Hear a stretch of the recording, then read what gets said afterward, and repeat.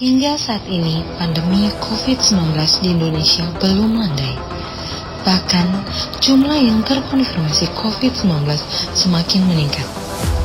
Melihat peningkatan yang signifikan, Polda Gorontalo bekerja keras untuk menurunkan tingkat penularan COVID-19. Dengan berbagai upaya, salah satunya melalui Direktorat Reserse Kriminal Khusus.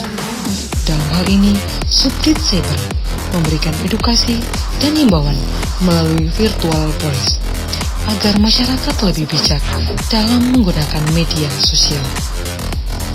Selain itu, virtual police tersebut hadir sebelum cyber police yang akan turun melakukan patroli cyber lewat akun Pluit Gorontalo untuk memantau akun-akun yang diduga memprovokasi masyarakat melalui dunia maya.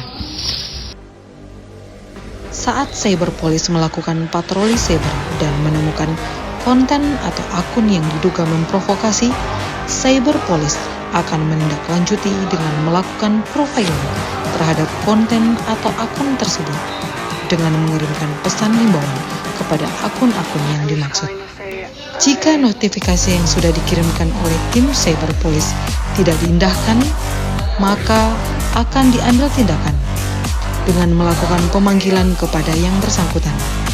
Selanjutnya akan dilakukan interogasi awal untuk proses hukum lebih lanjut. Apa berita dari itu merupakan data akurat yang menurut itu sudah berita yang sesungguhnya? Ya karena itu kan mungkin kalau itu kan ada izinnya juga kan memberitakan sesuatu tepat. Berita yang sesungguhnya gimana? Kemudian tim cyber police akan melaporkan hasil tersebut kepada pimpinan, dalam hal ini Direskrimsus Polda Gorontalo.